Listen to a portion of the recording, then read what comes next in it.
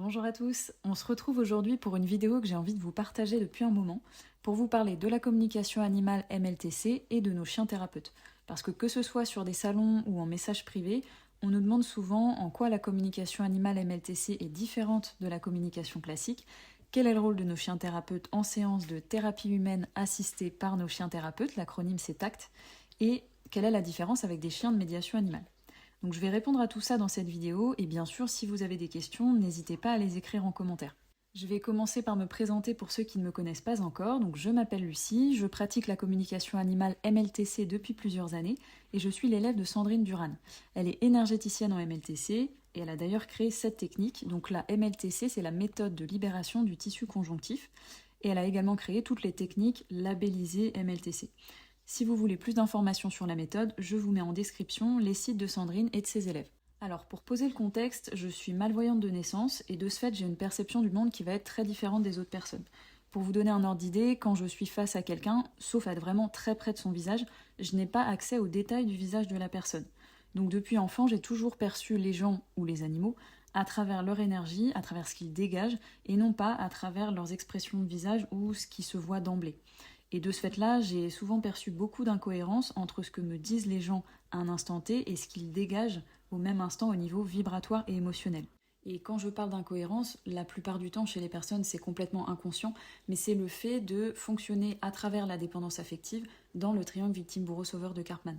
Et pour plus d'explications par rapport à ça, vous trouverez plein d'informations au niveau du site internet de ma collègue Marie-Hélène, et vous trouverez aussi plein d'exemples que je ne vais pas développer ici pour ne pas alourdir la vidéo. Et j'ai entendu beaucoup de personnes me dire que l'humain est incohérent et paradoxal et que c'est normal. Mais pour moi, depuis le départ, il y a quelque chose qui cloche là-dedans et ça ne m'a jamais paru logique. À la base, je n'étais pas du tout dans le domaine du soin ou de la thérapie. Par contre, j'ai toujours eu un lien très fort avec les animaux, comme beaucoup de malvoyants d'ailleurs, puisque on développe généralement des capacités différentes pour compenser le déficit visuel. Et j'ai beaucoup monté à cheval et il se trouve que j'ai eu un accident d'équitation qui a fait que ma santé s'est gravement dégradée, au point que je pouvais finalement très peu marcher. Et malgré le fait d'avoir testé vraiment une multitude de thérapies, aussi bien conventionnelles, en médecine traditionnelle on va dire, que dans les techniques alternatives, la naturopathie, la médecine traditionnelle chinoise, l'acupuncture, la kinésiologie, les soins énergétiques, etc. Je ne vais pas tous vous les faire. Rien ne fonctionnait. Donc au bout de 2 ans, j'ai eu la chance de rencontrer un ostéo exceptionnel qui m'a aidé à faire que ma situation soit un peu moins pire, en me prévenant quand même que j'aurais très certainement des séquelles toute ma vie. Et dans les mêmes temps, parce que j'avais vraiment pas envie de me laisser abattre, j'utilisais le peu d'énergie que j'avais pour aider des SDF, notamment au niveau administratif. Et c'est comme ça que j'ai rencontré mon premier chien Menté, qui est issu d'une chienne de SDF. Et son arrivée m'a vraiment énormément aidée, puisque je devais le sortir, l'éduquer, et j'ai pu commencer progressivement à me remettre en mouvement. Et dès le départ, j'ai remarqué que Menté avait une très grande sensibilité et des comportements anormaux également au niveau émotionnel. Il avait régulièrement des problèmes de peau, de digestion, enfin c'était pas très simple à son niveau. Et en miroir, je me suis vite rendu compte aussi que moi non plus je n'étais pas neutre au niveau émotionnel et je sentais qu'il fallait absolument que je sorte moi de cette situation-là pour être stable émotionnellement et que derrière Menté puisse l'être aussi. Donc j'ai cherché une psychologue et j'ai rencontré Marie-Hélène Hamel qui est aujourd'hui ma collègue. Et à l'époque, elle était déjà une élève de Sandrine et c'est elle qui m'a appris l'existence des énergies toxiques que nous avons tous dans notre tissu conjonctif ou fascia. Et ces énergies toxiques sont la cause de nos problématiques émotionnelles et donc physiques en tant qu'être humain et elles créent beaucoup d'incohérences chez nous. Donc à ce moment-là, ça a été une révélation pour moi et ça expliquait enfin toutes les incohérences que je percevais chez les gens depuis petite et chez moi aussi, bien sûr. Donc ça allait dans le sens de ce que je sentais depuis toujours. Non, les êtres humains ne sont pas incohérents de nature, ce n'est pas normal et ce n'est pas logique. Et ce sont les énergies toxiques à l'intérieur d'eux qui créent ça. Et bonne nouvelle, il y a des solutions et il ne tient qu'à nous de pouvoir nous défaire de tout ça. Et à partir de ce moment-là, ma relation avec Menté a complètement changé puisque il me regardait d'une façon très différente, comme s'il était soulagé ou comme s'il avait compris que j'avais compris. Et justement, j'ai compris et constaté que nos animaux de compagnie, comme Menté, absorbent les énergies toxiques présentes sur nous pour nous aider et nous protéger. C'est pour ça qu'on les appelle souvent des éponges émotionnelles. Et à travers ces énergies-là, et sans nous en rendre compte, nous projetons énormément de choses sur eux et ils portent souvent beaucoup, beaucoup de choses pour nous. Et le simple fait que je prenne conscience de tout ça et que je commence ce travail de libération sur moi, ça a enlevé un poids énorme à Menté et son comportement a très rapidement changé. Et juste avant de connaître la MLTC, je m'étais formée à la communication animale classique, alors au départ dans le but de mieux comprendre mon chien, et finalement je me suis également formée à la médiation animale classique et j'ai eu envie de me professionnaliser pour pouvoir aider d'autres personnes et leurs animaux. Mais suite à ces formations, j'avais la sensation qu'il me manquait quelque chose, j'avais l'impression que ça n'aidait pas vraiment les gens et leurs animaux, finalement. Et quand il y avait parfois un apaisement pour eux, je voyais bien que ça ne durait pas dans le temps, alors soit les problématiques revenaient régulièrement, soit elles apparaissaient sous d'autres formes, mais en tout cas, dans ce que je sentais au niveau énergétique, je ne sentais pas un vrai changement, soit sur les humains quand ils travaillaient seuls sur eux, on va dire, soit sur le binôme humain-animal qu'on aidait à travers les formations que j'ai faites. Donc à partir du moment où j'ai rencontré Marie-Hélène, Sandrine et la MLTC, j'ai compris pourquoi jusqu'à maintenant les solutions qui pouvaient être proposées ne fonctionnaient pas vraiment. Et parce que ce que propose la MLTC, ce n'est pas d'endormir ou d'apaiser temporairement une problématique, mais ça vient retirer la cause du problème. Et comme la cause du problème disparaît, le problème disparaît également définitivement. Donc à partir de tout ça, et comme je voyais les résultats extrêmement rapides sur moi, sur mon corps, parce que pour rappel, mon ostéopathe m'avait dit séquelles toute ma vie, mais à partir du moment où j'ai commencé ce travail-là, mon corps a complètement changé et aujourd'hui je n'ai plus du tout de séquelles. Donc ça c'était quelque chose d'extrêmement marquant. Et à partir de ce moment-là, j'ai décidé de me former auprès de Sandrine à la communication animale MLTC, qui est sa technique à elle. Et je continue de me former auprès d'elle et de façon générale en continu, parce que je suis persuadée que c'est très important de continuer en permanence à se remettre en question pour avancer soi-même, enrichir ses connaissances et de ce fait-là permettre un travail qui va être qualitatif et évolutif. Lors de cette formation, j'ai beaucoup communiqué avec les animaux de Sandrine, Gigi son chat thérapeute, Tao et Palma ses chiennes thérapeutes qui m'ont beaucoup appris. Et grâce à eux, j'ai appris que si j'expliquais aux animaux avec lesquels je communique que je connais l'existence des énergies toxiques, les informations que je recevrais de leur part seraient complètement différentes. Et ça a été le cas, c'est toujours le cas. Et à partir de là, grâce à l'enseignement de Sandrine, j'ai enfin pu proposer une forme de communication animale qui me correspondait, c'est-à-dire quelque chose de logique, factuel, neutre au niveau émotionnel et surtout qui produit de vrais changements profonds et durables chez l'humain et chez son animal. Et comme je vous l'ai dit avant, les animaux absorbent les énergies toxiques au niveau de leurs humains et à force de se charger de ceci, ils vont eux-mêmes développer des pathologies physiques et ou comportementales. Donc, en cohérence avec ça, ce que j'avais compris, je propose à travers la communication animale MLTC un travail qui est forcément sur le binôme humain-animal. Et très souvent, j'explique aux personnes que 80% du travail va se faire à leur niveau à eux, puisque plus elles se libèrent elles-mêmes des énergies toxiques, moins leur animal en absorbe et plus il se libère par ricochet. Et en plus, comme les personnes sont de plus en plus, elles aussi, neutres, notamment au niveau émotionnel, qu'elles se sentent mieux de manière globale, elles sont beaucoup plus aptes à aider concrètement l'animal sur les problématiques qu'il peut rencontrer de son côté.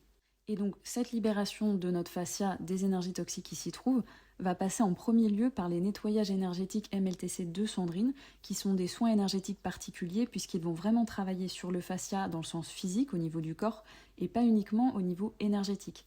Et en parallèle, ça va être aussi extrêmement important de comprendre ce que créent concrètement ces énergies toxiques chez nous, grâce à la psycho-MLTC avec Marie-Hélène.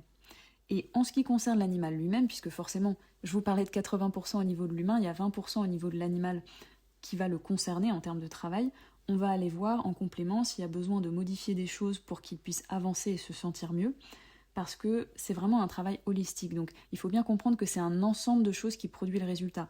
Si on ne travaille que sur l'humain, et que l'animal a des problématiques, par exemple de comportement grave, des phobies ou des choses très très importantes à son niveau, forcément il va manquer une partie du travail. Mais si on ne travaille que par rapport au chien et pas par rapport à l'humain, on ne réussira jamais à l'aider de façon vraiment pérenne et à lui permettre de s'apaiser et de changer vraiment au niveau émotionnel.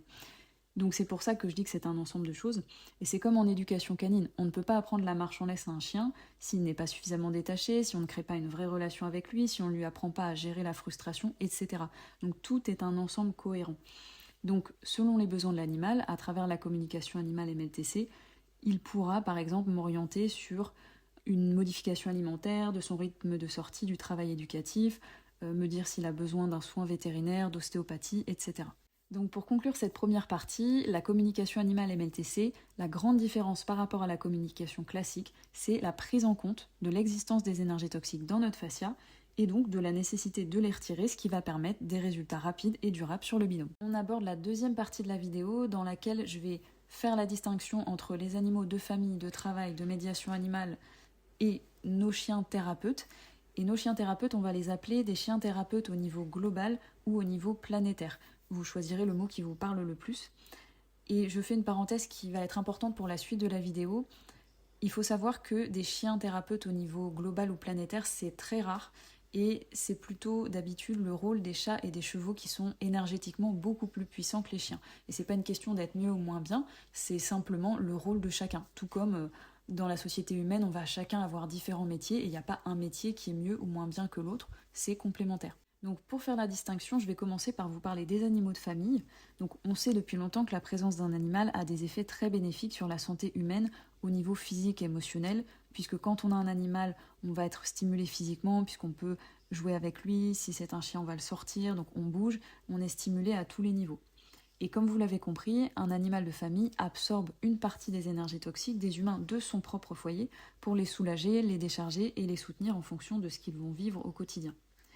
Ensuite, concernant les animaux de travail, et j'entends par là les animaux qui vont faire de la sécurité, de la recherche, du sauvetage, de l'attelage par exemple, de la médiation animale, ces animaux vont être sélectionnés parce qu'ils ont des prédispositions particulières et parce que également ils ont une volonté de travailler pour une cause plus grande, pour quelque chose de plus collectif.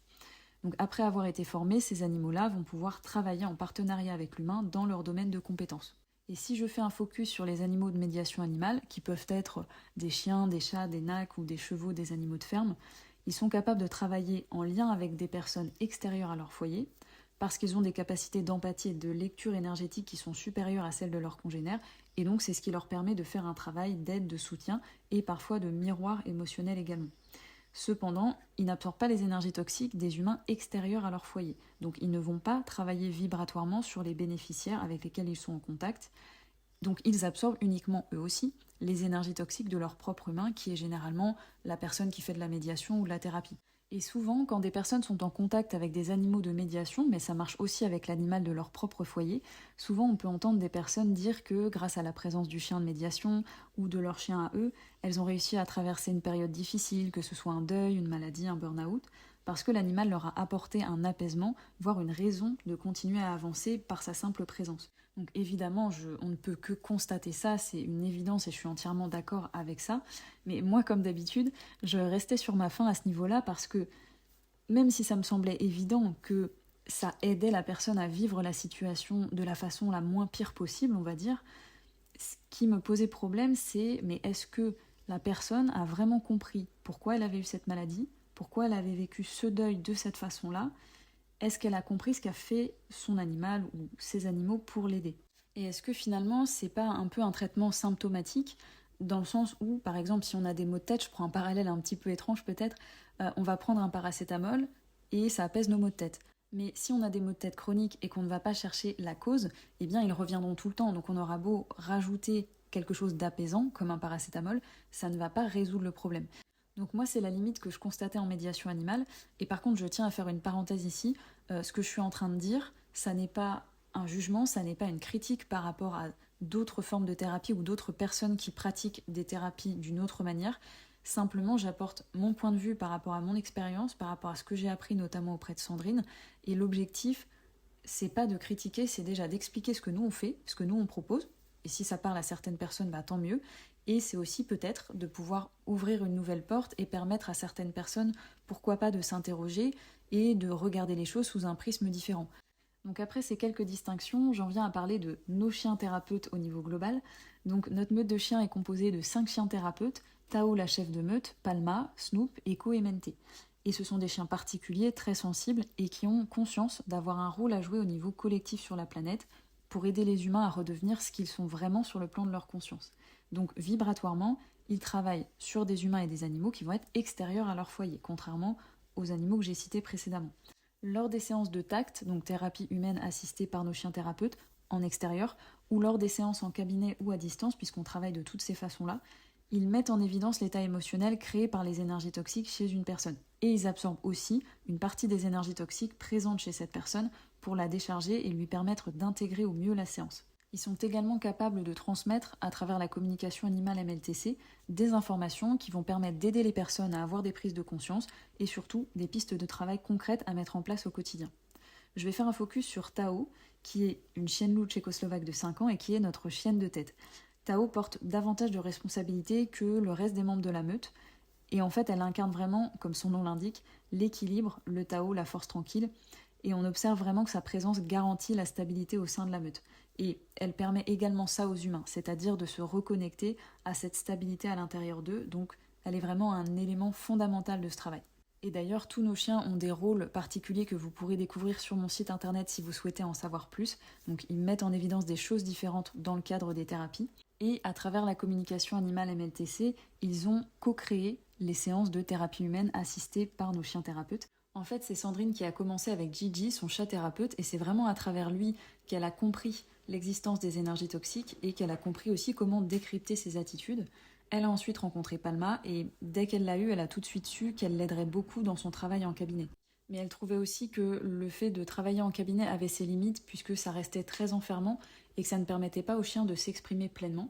Donc elle a souhaité proposer un travail en milieu ouvert, en extérieur et avec plusieurs chiens en interaction ensemble.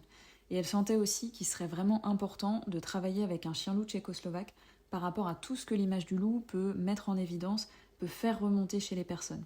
Donc elle a adopté Tao sur ses entrefaites et elle a inventé le Canipsycho, le Cani-Ortho et le Canifun MLTC pour s'adapter aux besoins de chaque personne. Et les séances évoluent et s'enrichissent au fil du temps grâce aux apports des chiens. Et une particularité importante en lien avec le métier de nos chiens thérapeutes qu'il faut avoir en tête, c'est que ce sont, comme certaines personnes très hypersensibles ou autistes, des chiens qui vont être très sensibles à un bruit, une odeur, un changement qu'ils perçoivent dans l'air, et surtout, leur comportement est directement influencé par les énergies toxiques que portent les humains ou les animaux en face d'eux. Donc, contrairement à un chien de famille, dont le caractère reste globalement le même, nos chiens thérapeutes peuvent avoir des réactions très différentes parce qu'ils reflètent en permanence ce qui se passe à l'intérieur de l'humain ou de l'animal en face. Et oui, ils n'ont pas de bouton off. Donc pour vous donner un exemple, j'ai visité une ferme récemment où vivait une chienne de petite taille, et Mente et elle se sont simplement reniflées, elle semblait tendue, pas très à l'aise, pas très rassurée, mais elle n'a pas eu de réaction très vive en apparence et elle s'est éloignée rapidement. Mente, par contre, lui a immédiatement mis sa queue entre ses pattes, il s'est assis, il a détourné le regard, en tout cas il a pris des attitudes corporelles, et d'ailleurs il s'est mis à trembler de tout son corps, chose que je n'avais encore jamais observée chez lui.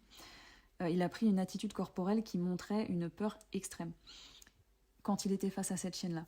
Et en fait, j'ai appris plus tard que cette chienne a été récemment attaquée par des chiens du gabarit de Mente, et elle a été très très violemment attaquée.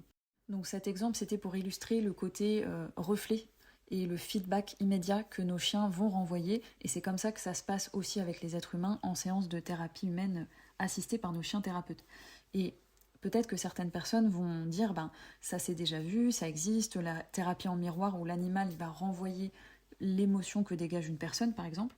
Alors oui, bien sûr, il existe aussi des personnes qui travaillent par exemple avec des chevaux en équithérapie, si je prends cet exemple-là, et le ou la thérapeute peut expliquer à la personne qui consulte ce qu'il est en train de se passer, il ou elle va décrypter l'attitude du cheval qui travaille avec le ou la bénéficiaire dans le but que la personne puisse comprendre des choses sur elle-même pour avancer. Mais moi, ce qui me gêne par rapport à ça, et je pense que vous l'aurez compris par rapport à tout ce que je viens d'expliquer auparavant, c'est que ces thérapies-là ne prennent pas en compte l'existence des énergies toxiques dans l'équation. Et ces énergies toxiques, elles font majoritairement fonctionner les personnes dans la dépendance affective et dans le triangle victime-bourreau-sauveur de Karpman, ce qui est malheureusement aujourd'hui très très normalisé dans la société, mais à travers ces énergies-là. Les gens qui normalisent ça n'ont pas de mauvaises intentions, ils n'ont juste pas conscience en fait de ça. Et donc, si on n'explique pas aux personnes que ce fonctionnement n'est pas normal, et surtout comment est-ce qu'on peut retirer ce qui est à l'origine de ce fonctionnement-là, et donc de façon pérenne sortir de ce fonctionnement, eh bien pour moi, dans ce que j'ai constaté, on ne peut pas permettre aux personnes de réellement, vraiment avancer sur eux de façon durable. Et pour moi, donc les explications qui vont être proposées par le ou la thérapeute lors de ces thérapies-là, à mon avis, de mon point de vue, ne peuvent pas être justes pour ces raisons-là. Et c'est pour ça que dans notre travail, on intègre l'existence de ces énergies-là, et ce que nos chiens thérapeutes vont apporter dans nos séances, au-delà de ce que j'ai déjà expliqué, ça va être des vraies clés de compréhension pour avancer vraiment et permettre aux gens de sortir de la DPA, du triangle victime-bourreau-sauveur, et de découvrir une autre vision des choses pour vivre les situations au quotidien d'une autre façon. Et c'est en prenant ça en compte que nos chiens thérapeutes sont également sains et ne développent pas de pathologies ou de troubles comportementaux liés à leur métier. Et contrairement à ce qu'on peut beaucoup voir au niveau des thérapeutes humains ou des animaux de thérapie ou de médiation animale, qui peuvent être abîmés entre guillemets par ce métier-là au fur et à mesure du temps, en fait, que ce soit pour des animaux comme les chevaux dont je parlais, qui eux vont absorber, parce qu'ils sont thérapeutes planétaires, des énergies toxiques sur les personnes qui viennent consulter, ou que ce soit pour des animaux de médiation animale qui, eux, vont absorber des énergies toxiques sur leur humain, eh bien, dans les deux cas, ils vont absorber énormément de choses, et donc ils vont porter énormément de choses pour soutenir les humains en question. Et ces choses peuvent être extrêmement lourdes, et je vois parfois des personnes qui viennent me consulter avec des animaux qui sont vraiment très impactés par tout ça. Et l'impact, il peut aller très très loin, au niveau physique aussi, au niveau émotionnel aussi.